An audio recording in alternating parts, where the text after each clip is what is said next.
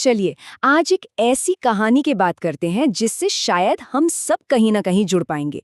ये कहानी है दो दोस्तों रिया और अनन्या की, जो 10वीं के बोर्ड एग्जाम्स के जबरदस्त प्रेशर से गुजर रही हैं। आइए उनके सफर को थोड़ा करीब से देखते हैं।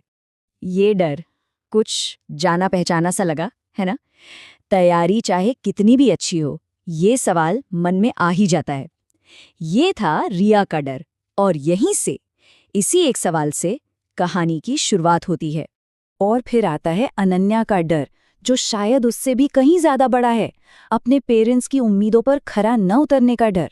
तो बात सिर्फ पास या फेल होने की नहीं रह जाती, ये एक इमोशनल बोझ बन जाता है जिसे स्टूडेंट्स महसूस करते हैं। तो यहीं से शुरू होता है कहानी का पहला पड़ाव, डर का सामना। उनकी जो परेशानियां थी, जैसे रातों को नींद नहीं आना, पढ़ाई में मन न लगना, ये कोई अनोखी समस्या नहीं है। ये एक ऐसी चुनौती है जिसे बहुत से लोग समझते हैं और महसूस करते हैं।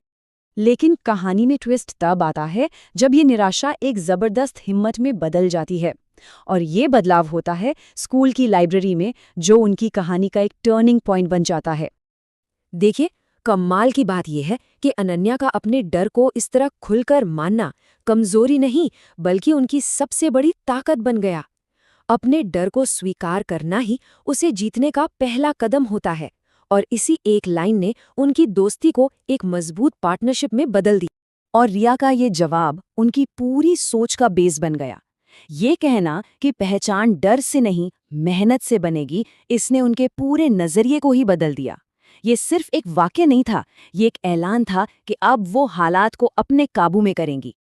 तो ठीक है, वादा तो कर लिया, लेकिन एक इमोशनल वादे को असली एक्शन प्लान में कैसे बदला जाए? क्योंकि सिर्फ इच्छा शक्ति रखना ही काफी नहीं होता, उसे हकीकत में बदलने के लिए एक सही योजना भी तो चाहिए। तो उन्होंने एक दूसरे से ये 3 वादे किए। पहला, घबराना नहीं है, मतलब जो एंग्जाइटी है उसे काबू में रखना है। दूसरा, किसी से तुलना नहीं करनी है, ये बहुत जरूरी है, जो बाहर का प्रेशर होता है ना, उसे हटाना। और तीसरा, रोज ईमानदारी से पढ़ाई करनी है, मतलब कंसिस्टेंसी बनाए रखनी। और ये रहा उनका प्रैक्टिकल प्लान। कोई रॉकेट साइंस नहीं, बहुत ही सिंपल चीजें।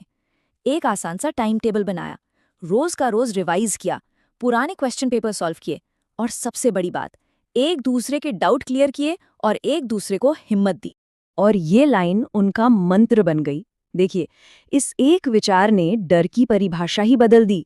मतलब डर लगना नॉर्मल है, वो कोई गलती नहीं है। गलती तो तब है जब हम उस डर को खुद पर हावी होने दें। ये बहुत ही पावरफुल सोच है। तो अब आता है वो दिन जिसके लिए ये सारी तैयारी की गई थी, परीक्षा का दिन। जाहिर है माहौल में थोड़ी टेंशन थी, थोड़ी घबराहट, जो कि बिल्कुल होती ही है। और ये स्लाइड उस एहसास को बहुत अच्छे से दिखाती है। एग्जाम से ठीक पहले हाथ कांप रहे थे, लेकिन जैसे ही पेपर हाथ में आया और उन्होंने लिखना शुरू किया, सब बदल गया। उनका कॉन्फिडेंस बढ़ने लगा। क्यों? क्योंकि हर सवाल का जवाब उनकी मेहनत की गवाही दे रहा था। और फिर आया आखिरी पेपर का दिन। पेपर खत्म होने के बाद उनकी आंखों में आंसू थे, लेकिन इस बार ये डर के आंसू नहीं थे, ये मेहनत के बाद मिलने वाले सुकून और संतोष के आंसू थे।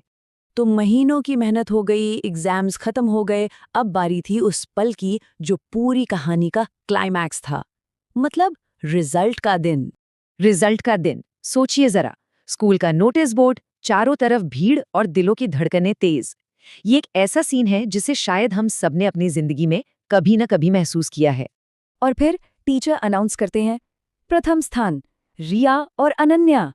एक पल के लिए तो शायद उन्हें खुद भी यकीन नहीं हुआ होगा। ये उनकी जीत थी, उनकी मेहनत और एक दूसरे पर विश्वास की जीत। ये स्लाइड उनके पूरे ट्रांसफॉर्मेशन को एक नज़र में दिखा देती है। कहाँ वो लड़कियां जो डर से कांपती थीं, खुद पर शक करती थीं, और कहाँ आज वो स्कूल की टॉपर थीं। कितना बड़ा बदलाव था ये। तो ठीक है, कहानी बहुत अच्छी थी, लेकिन रिया और अनन्या की इस जीत से हम क्या सीख सकते हैं? क्या है वो बातें जो हम अपनी जिंदगी में भी अपना सकते हैं? यहाँ एक बहुत ही गहरी बात छिपी है, घबराहट को देखने का हमारा नजरिया। अक्सर हम इसे कमजोरी मान लेते हैं, है ना?